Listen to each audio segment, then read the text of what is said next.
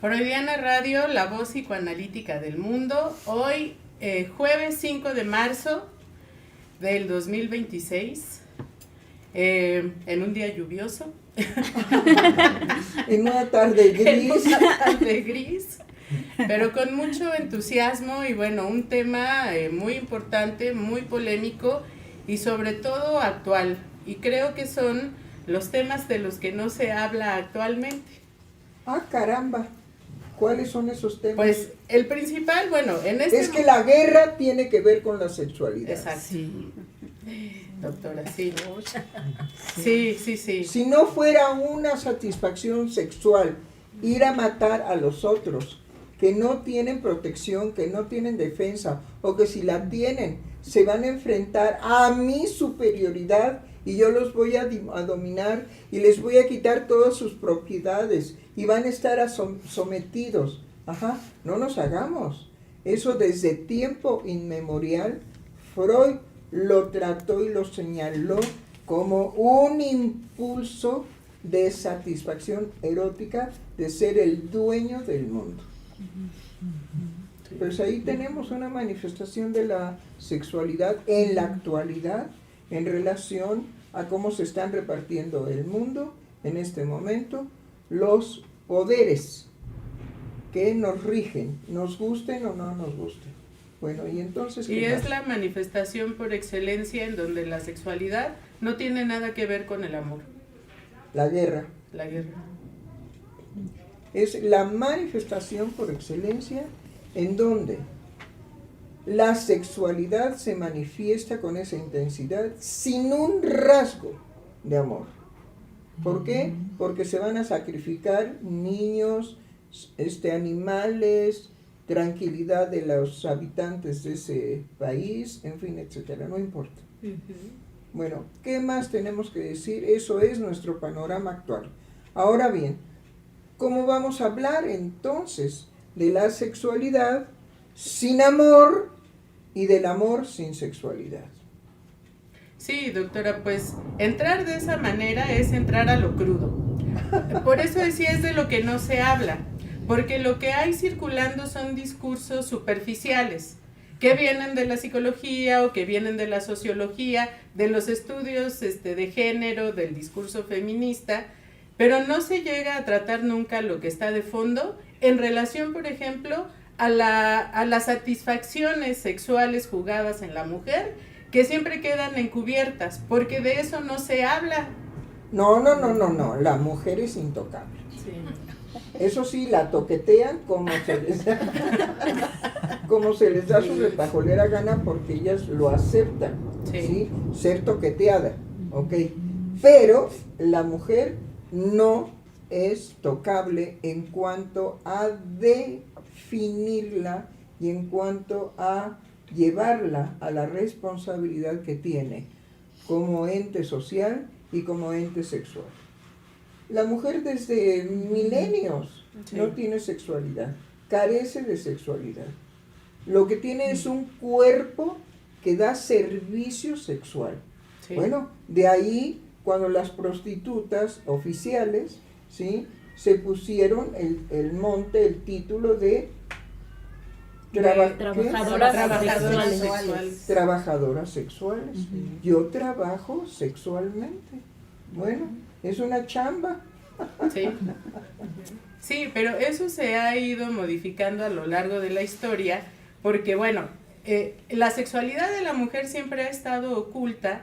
Sin embargo, la mujer sí tenía un valor como poseedora de este cuerpo y bueno, de una que podía proporcionar una satisfacción sexual para los hombres. Pero ha sido a lo largo de la historia tomada desde un valor, ¿sí? En esta investigación que yo estuve haciendo de las relaciones sin compromiso, bueno, tiene todo un lugar histórico, porque empieza desde la esclavitud, de cómo las mujeres eran tomadas como esclavas, pero después ya está toda la cuestión del harem, que inicia con el Imperio Otomano. Otomano, sí. Y el lugar de la mujer era un lugar de valor porque incluso las mujeres del harem estaban más educadas y estaban más cultivadas y tenían una serie de privilegios distintos a los de la esposa oficial. Bueno, esposas porque habían varias. Pero el lugar de la mujer era relevante incluso en la política.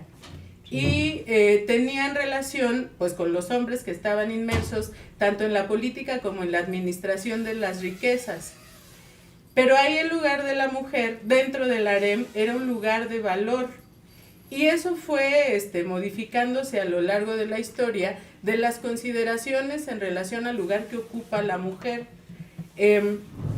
Después vino todo el desarrollo social del matrimonio, que viene pues desde los matrimonios de los reyes, y cómo eso también tenía que ver con la riqueza y cómo no perder la riqueza, estos matrimonios arreglados.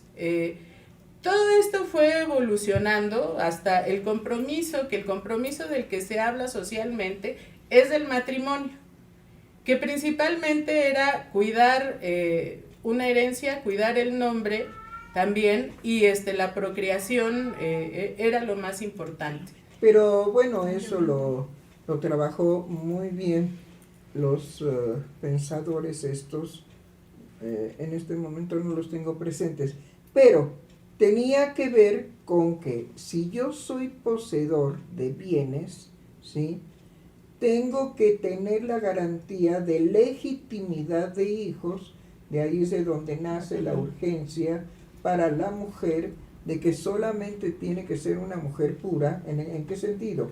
Virgen, sí, para que yo pueda garantizar de esa manera la estirpe, es decir, de una mujer pura, una mujer no tocada, no usada por ningún hombre para sus placeres, yo puedo asegurar la herencia más pura para mis hijos y de esa manera heredarlos, mis bienes, dejar mis bienes, y de esa forma, ¿sí?, trascender la historia.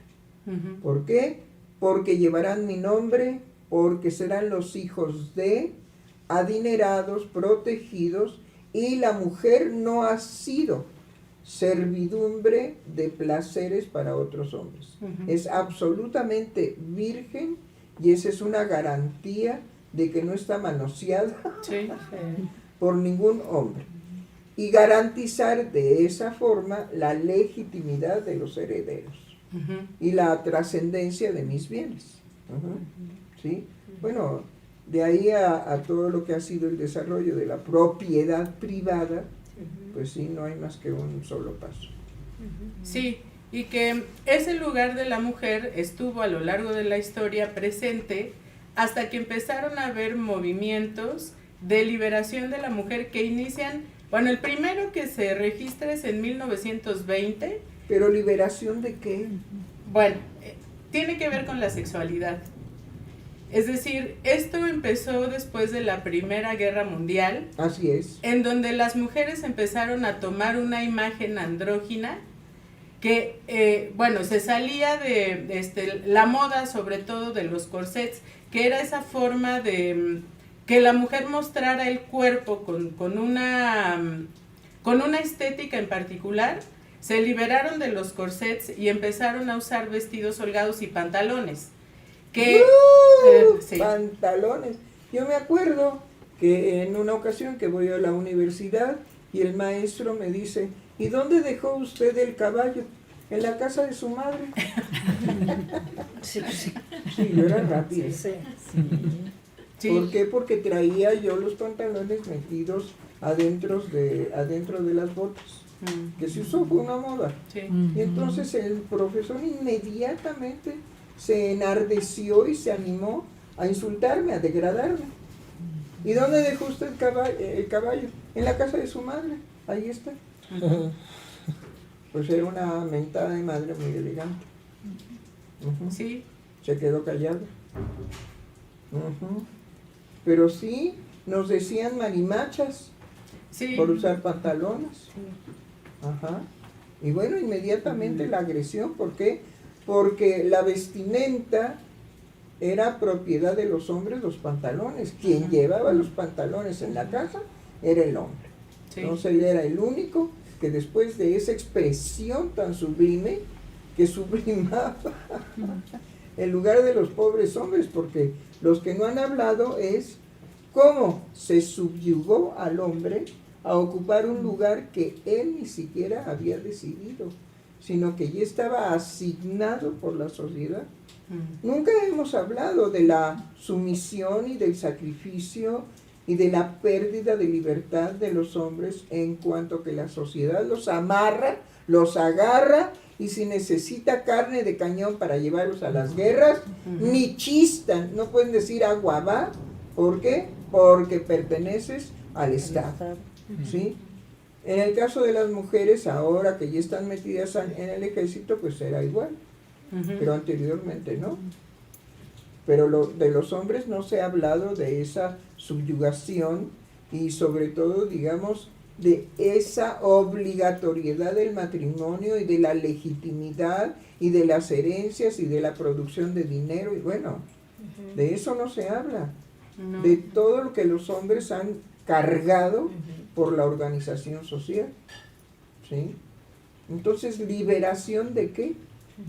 Bueno, es que ahorita que usted menciona esto, eso nunca es tomado en cuenta porque al hombre se le colocó en ese lugar de tener él todos los derechos y todas las posibilidades y la mujer no. Pero los derechos es una invención social que se le someten y se le, como camisa de fuerza, se le enfunda, ¿sí?, a los hombres desde chiquititos. Los hombres no lloran, los hombres se aguantan, los hombres trabajan, los hombres no pueden, como las mujeres, sentarse a desayunar plácidamente en sus casas. No, porque si no eres huevón, ¿sí? Inmediatamente la degradación. Tú no eres hombre si no empleas toda tu energía y tu fuerza y tu pensamiento en trabajar para producir dinero. Y es el primer esclavo de los reyes, el primeritito. ¿Por qué? Porque tiene que pertenecer al ejército del rey. Sin chistar. Llegaban a las aldeas y recogían a los muchachos jóvenes para el ejército del rey. Entonces de eso no se habla. Se ha mirado en las películas, pero no se ha enarbolado en la subyugación y en los crímenes que se cometían en función de que los jóvenes hombres, varones, ya no tenían derecho a gozar de su libertad, de su juventud, de sus juegos, de sus pertenencias, no, ya estaban hechos para el ejército, para la guerra. Me hace pensar, doctora, con esto, que ahora esta idea de las relaciones sin compromiso, paradójicamente es el hombre el que está liberado.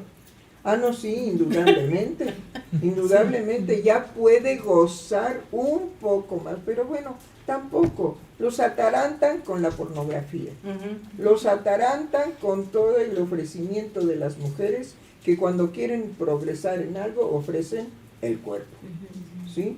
Con una serie de placeres que ni siquiera les pertenecen.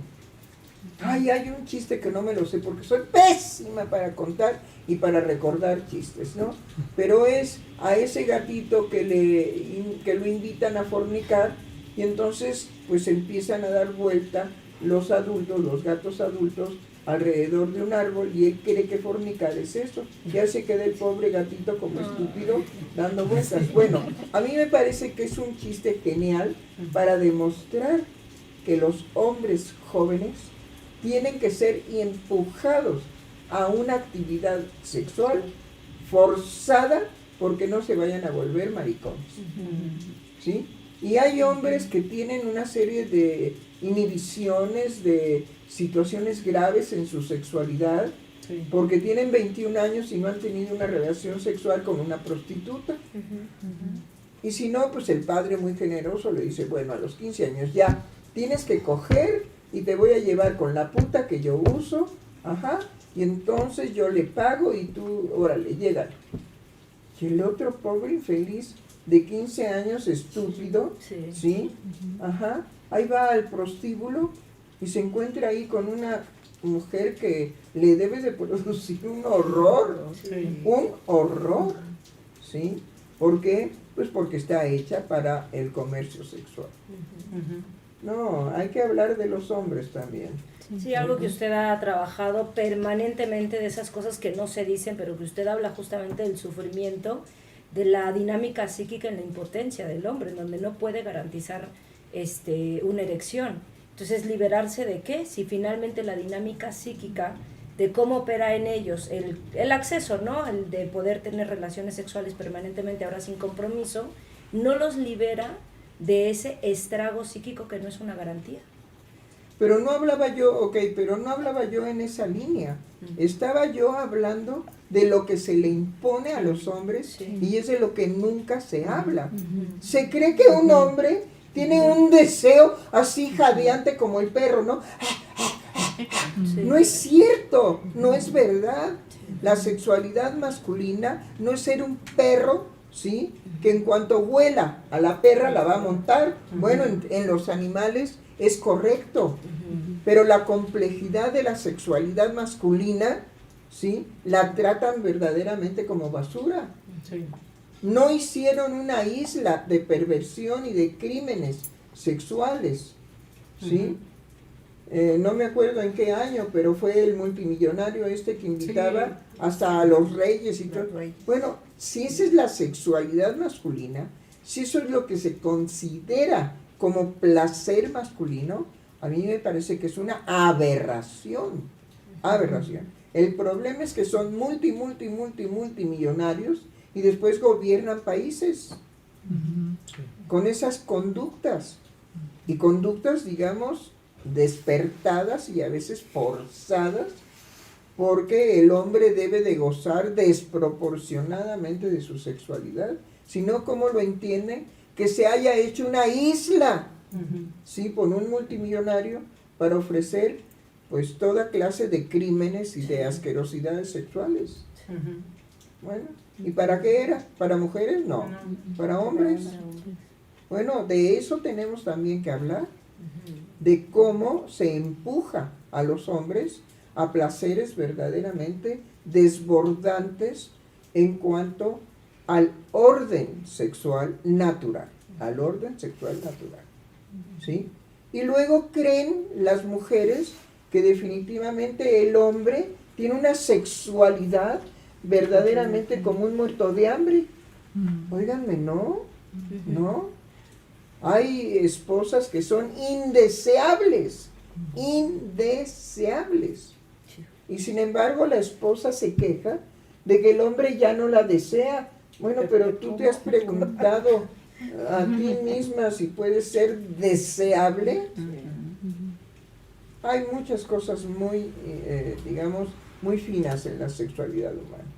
Pero bueno, y entonces se liberaron por eso, ¿pero de qué? No, es que ya después de todo el giro que usted dio, definitivamente de nada, ¿no? En todo caso, lo que hay que considerar es lo que usted nos está diciendo en relación a la sexualidad masculina, que nunca es tomada en cuenta. Jamás, jamás se habla del sacrificio, de la vergüenza, del pudor de los jóvenes, ¿sí? En cuanto que desde que tienen la primer polución, no saben qué les aconteció, ¿sí? Creen que se hicieron pipí, ¿sí? Cuando es la manifestación ya del desarrollo y la presencia de las hormonas en la pubertad, y que generalmente es vivido eso de una manera traumática, ¿sí? Todos los hombres que yo he tenido en clínica hablan de esa primer experiencia de polución de una manera dramática, traumática. Y de repente, no, pues ya eres hombre, ya te llegó, tienes que coger a fuerza, como si eso fuera la hombría de un hombre, por Dios. Bueno, y entonces ya acabé con el cuadro. Sí, doctor. Sí. Qué barbaridad. Bueno, pues podemos dejar aquí. Estoy pensando en hacer muy cortos programas que tengan que ver con la sexualidad, para poder abordar elementos y eventos muy crudos, y en corto. Bueno, pues hasta la próxima semana.